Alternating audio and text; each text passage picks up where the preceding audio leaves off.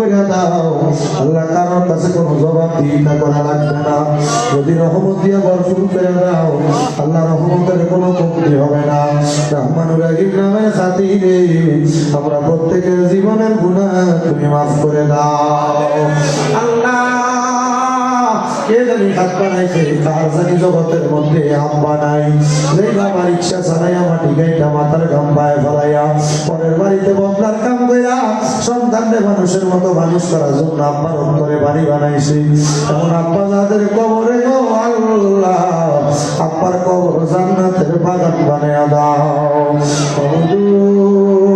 কে জানি হাত বানাইছে কার জানি জগতের মধ্যে মা নাই আয় মা